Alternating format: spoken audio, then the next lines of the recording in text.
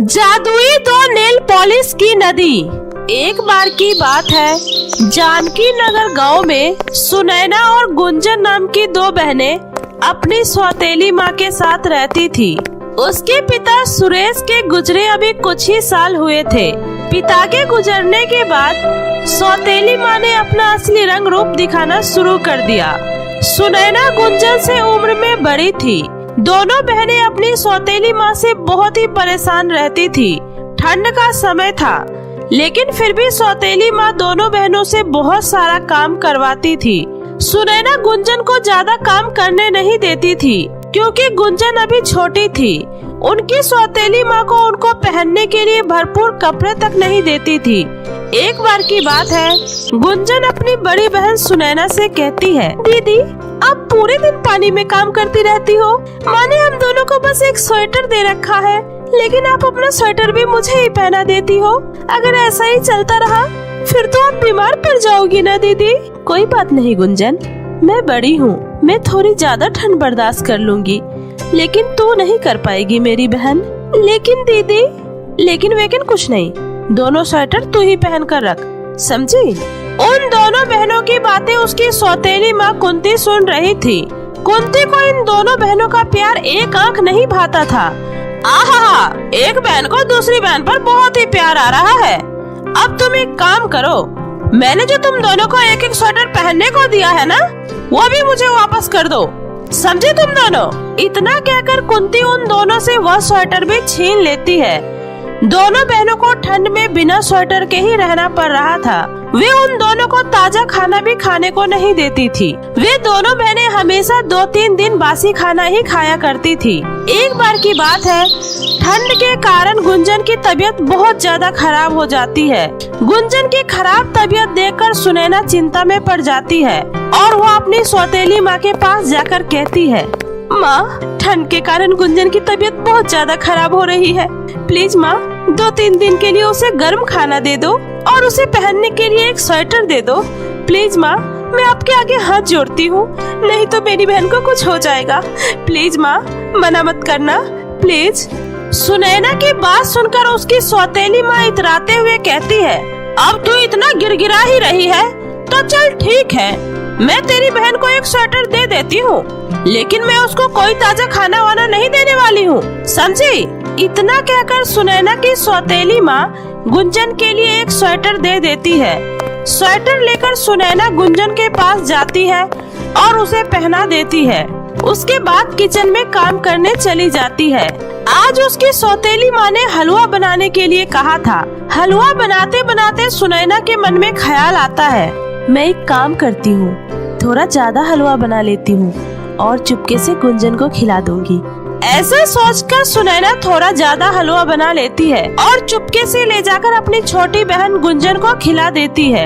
इसी तरह एक हफ्ता बीत जाता है और धीरे धीरे गुंजन की तबीयत में सुधार आ जाता है। एक दिन उसकी सौतेली माँ सुनैना को आवाज लगाते हुए कहती है, अरे ओ सुनैना की बच्ची, कहाँ गई?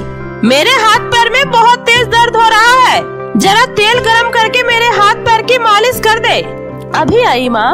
उसके बाद सुनैना अपनी सौतेली माँ के हाथ पैर में तेल गरम करके मालिश करने लगती है। अरे वाह कलमोही, जो भी कहो, तेरे हाथों में तो जादू है। मेरे तो सारे शरीर का दर्द धीरे धीरे गायब हो रहा है। चल और दवा। शुक्रिया माँ। तुझे एक बात पता है, पूरे 2 साल के बाद मेरी बेटी चारू हॉस्टल से घर आ रही है। बड़े दिन हो गए थे उसे देखे हुए, इसलिए मैंने उसे यहीं पर बुला लिया। अरे वाह माँ, यह तो आपने बहुत ही अच्छा किया। मैं दीदी के आने की खुशी में बहुत सारे पकवान बनाऊंगी। हाँ, खाना तो ऐसे भी तू बहुत ही स्वादिष्ट बनाती है, बना लियो अच्छा खाना। आज पहली बार कुंती ने सुनैना से अच्छे से और प्यार से बात की थी। सुनैना को बहुत खुशी होती है और उसे लगता है कि उसकी सौतेली माँ के दिल में उन दोनों बहनों के लिए प्यार उमड़ रहा है। यही सब सोचकर सुनैना कुंती से कहती है, माँ आज मुझे आपका मूड बहुत अच्छा लग रहा है। हाँ, क्योंकि आज मैं बहुत खुश हूँ। वैसे माँ एक बात कहूँ? हाँ, बोल, क्या बात है? माँ, इस पूरे घर का काम करने के लिए मैं अकेले ही काफी हूँ। मैं सारा काम अकेले ही संभाल लेती हूँ, तो मैं सोच रही थी तो क्यों ना आप मेरी बहन गुंजन का दाखिला स्कूल में करा दे। उसे पढ़ाई करने का बहुत शौक है माँ, और वैसे भी घर का सारा काम तो मैं ही करती हूँ ना, और वो थोड़ा पढ़ लिख लेगी तो सही रहेगा। सुनैना की यह बात सुनकर कुंती गुस्से के मारे तिलमिला जाती है और सुनैना को लात मारते हुए कहती है, तुझ जैसे बेशरम लोगों के अंदर यही कमी होती है। 2-4 बात प्यार से क्या बोल लो, तुम लोग तो सर पर ही चढ़ जाते हो। बड़ी आई अपनी बहन को पढ़ाने वाली, अपना गंदा सा चेहरा लेकर चली जाए यहाँ से। सुनैना आंखों में आंसू लिए हुए वहाँ से चली जाती है। उसे इस बात का बहुत ही दुख पहुँचता है और वह अपने कमरे में जाकर बहुत रोती है। रोते रोते उसकी आंखें लग जाती है। उसी शाम कुंती की बेटी घर आती है और सुनैना सोती ही रह जाती है। अपनी बेटी को देखकर कुंती बहुत ही खुश होती है। अरे वाह बेटी, तू आ गई। तुझे आने में कोई तकलीफ तो नहीं हुई ना बेटी? नहीं माँ, मैं तो आराम से आई हूँ, लेकिन मुझे बहुत जोरों की भूख लगी है। मैं अभी फ्रेश होकर आती हूँ, आप फटाफट से खाना लगवा दो माँ। इतना कहकर चारू नहाने चली जाती है। दूसरी तरफ कुंती सुनैना को आवाज लगाते हुए कहती है, अरे सुनैना, कहाँ है? जल्दी जल्दी टेबल पर खाना लगा दे। अपनी सौतेली माँ की बातें सुनकर सुनैना हड़बड़ा कर उठती है। अरे मेरी तो आँख लग गई थी, इस कारण मैंने खाना तो बनाया ही नहीं है। अगर यह बात माँ को पता चली तो वो तो बहुत गुस्सा करेगी। सुनैना फटाफट गुंजन को लेकर किचन में जाती है और दोनों बहनें जल्दी जल्दी खाना बनाने लगती है। तब तक चारू फ्रेश होकर आ जाती है और देखती है कि टेबल पर अभी तक खाना नहीं लगा। वह गुस्से में चिल्लाने लगती है, माँ, मैंने आपसे कहा था ना कि मुझे बहुत जोरों की भूख लगी है, उसके बावजूद अभी तक टेबल पर खाना नहीं लगा है। आपको पता है ना माँ कि मैं आने वाली हूँ, फिर भी आपने मेरे लिए खाना बनवा कर नहीं रखा है। अरे मेरी बच्ची, तू गुस्सा मत कर, मैं अभी किचन में जाकर देखती हूँ। कुंती किचन में जाकर देखती है और वह वहाँ देखती है अभी खाना बन ही रहा है। यह देखकर कुंती को बहुत गुस्सा आता है और वह गुस्से में कहती है, अरे करमजली, मैंने तुझे पहले ही कहा था मेरी बेटी आने वाली है, जल्दी जल्दी खाना बना ले। लेकिन तुझे मेरी बात समझ में नहीं आती है ना? तुझे मैं अच्छा सबक सिखाती हूँ, रुक तू 2 मिनट। इतना कहकर कुंती किचन से बाहर जाती है और अपनी बेटी को मनाते हुए कहती है, अरे मेरी बेटी, मेरी प्यारी बेटी, तू बस 10 मिनट इंतजार कर ले, खाना बस बनने ही वाला है। मैं नहीं करने वाली कोई इंतजार, मैं जा रही हूँ बाहर से खाना खाने। इतना कहकर चारू गुस्से से पैर पटकते हुए घर से बाहर खाना खाने चली जाती है। कुंती का गुस्सा 7वें आसमान पर था और वह गुस्से में किचन में जाती है और खींचकर सुनैना को 2-4 थप्पड़ लगा देती है और कहती है, तुझसे मैंने इतने प्यार से कहा था कि मेरी बेटी के लिए खाना बनाने के लिए, लेकिन किसी ने सही ही कहा है, लातों के भूत बातों से नहीं मानते। मुझे माफ कर दो माँ, मेरी आँख लग गई थी, वरना मैं सारा खाना बना लेती। मुझसे गलती हो गई माँ, प्लीज मुझे माफ कर दो, छोड़ दो मुझे। यह सब देखकर गुंजन भी कहती है, प्लीज माँ, दीदी को मत मारो, उनसे गलती हो गई, उन्हें माफ कर दो माँ। अब बहुत हो गया तुम दोनों का, मैं तुम दोनों को अब इस घर में और नहीं देख सकती, निकल जाओ मेरे घर से।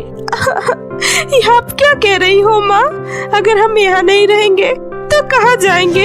हाँ, वैसे भी ये घर हमारे पापा का है, न कि आपका, जो आप हमें इस घर से निकाल रही हो। बहुत जुबान चलने लगी है ना तुम दोनों की, निकल जाओ अभी के अभी यहाँ से। कुंती दोनों बहनों को धक्के मारकर घर से बाहर निकाल देती है। ठंड का समय था और दोनों बहनों के पास रहने के लिए कोई जगह नहीं थी। वे दोनों बहनें इधर उधर भटकने लगती है। उन्हें भटकते भटकते रात हो जाती है। गुंजन रोते हुए कहती है, दीदी बहुत भूख लग रही है दीदी, साथ में बहुत ठंडी भी लग रही है, कुछ करो दीदी। मैं क्या करूं मेरी बहन, इतनी रात गए सारी दुकानें बंद हो गई है और हमारे पास तो पैसे भी नहीं हैं। दोनों बहनें बहुत ज्यादा परेशान हो रही थी। रात को तरकती भड़कती ठंड का दोनों बहनों को सामना करना पड़ता है। सुबह होते होते गुंजन की तबीयत दोबारा खराब हो जाती है। हे भगवान, कौन सी परीक्षा ले रहे हो आप हमसे? अगर ऐसा ही चलता रहा तो मैं अपनी बहन को खो दूंगी। इसके अलावा मेरा इस दुनिया में और है ही कौन। प्लीज भगवान जी हमारी कुछ तो मदद करो। सुनैना अपनी बहन को गोद में उठाकर एक बगीचे में पहुंच जाती है और उसे एक टेबल पर लिटा देती है। तभी वहाँ पर बहुत तेज प्रकाश होता है और एक खूबसूरत अप्सरा सी दिखने वाली सुंदर परी प्रकट होती है। परी को देखकर सुनैना कहती है, कौन है आप? दिखने में तो आप कोई दिव्य शक्ति लग रही हो। हाँ सुनैना, तुमने बिल्कुल सही पहचाना। मैं एक परी हूँ। भगवान ने मुझे जरूरतमंद लोगों की मदद करने के लिए ही बनाया है। मैं परियों के देश की रानी हूँ। मैंने देखा कि तुम बहुत संकट में हो, इसलिए मैं तुम्हारी मदद करने आई हूँ। क्या सच में आप मेरी छोटी बहन को ठीक कर सकती हो? हाँ, मैं तुम्हारी छोटी बहन को बिल्कुल स्वस्थ कर दूंगी। मैं तुम्हें एक ऐसी चीज देने वाली हूँ जिसके बाद तुम्हारी जिंदगी पूरी तरह से ही बदल जाएगी।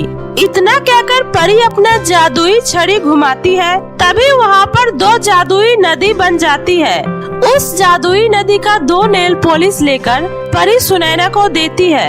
एक नेल पॉलिश का रंग लाल होता है और दूसरे नेल पॉलिश का रंग नीला होता है। इस लाल वाली नेल पॉलिश को तुम अपनी बहन के नाखूनों पर लगा देना, फिर देखना तुम्हारी बहन बिल्कुल स्वस्थ हो जाएगी।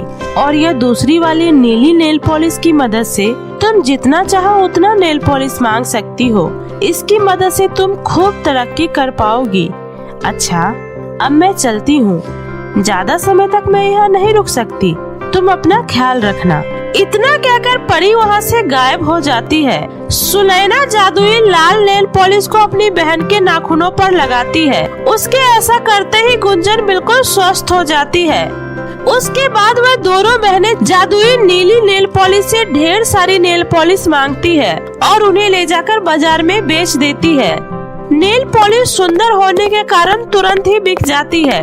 नेल पॉलिश बेचकर उन्हें जो भी पैसे मिलते हैं उससे वह दोनों खाना खरीद कर खाती है। गांव के अंतिम छोर पर वह दोनों अपने लिए एक छोटी सी झोपड़ी बनाती है और उसी में रहने लगती है और रोजाना जादुई नीली नेल पॉलिश से ढेर सारे नेल पॉलिश मांगकर बाजार में बेचने जाती है। उन्हें ऐसा करते करते 1 साल बीत जाता है और वह दोनों बहुत ही धनवान हो जाती है और अपने लिए बहुत सुंदर सा घर बनवा लेती है और साथ ही नेल पॉलिश की बहुत बड़ी दुकान भी खोल लेती है। एक बार की बात है, सुनैना की सौतेली माँ और सौतेली बहन उसकी दुकान पर नेल पॉलिश खरीदने आती है। वहाँ पर सुनैना को देखकर वे दोनों बहुत हैरान हो जाते हैं। तब सुनैना कहती है, आपको क्या लगा था माँ कि आप हमें घर से बाहर निकाल दोगी तो हम भूखे और ठंड के मारे मर जाएंगे? एक बात हमेशा याद रखना माँ, जिसकी मदद कोई नहीं करता उसकी मदद खुद भगवान करते हैं। आज मैं आपसे भी ज्यादा अमीर हूँ, लेकिन फिर भी मुझे अपने पैसों पर बिल्कुल भी घमंड नहीं है। अब आप दोनों यहाँ से जा सकती हैं। सुनैना की बात सुनकर उसकी सौतेली माँ और बहन का मुंह बन जाता है और वह दोनों वहाँ से चले जाते हैं। और इधर सुनैना अपनी छोटी बहन का दाखिला गाँव के सबसे महंगे स्कूल में करवा देती है। उसके बाद वे दोनों बहनें अपना जीवन खुशी खुशी व्यतीत करने लगते हैं। तो मेरे प्यारे दोस्तों, कैसी लगी आपको मेरी ये कहानी? मुझे कमेंट करके जरूर बताएं।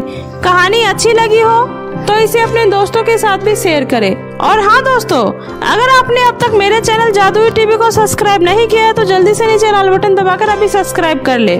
तो मिलते हो ऐसे ही फिर किसी नई मजेदार जादुई कहानी के साथ। तब तक अपना ध्यान रखें। बाय बाय दोस्तों।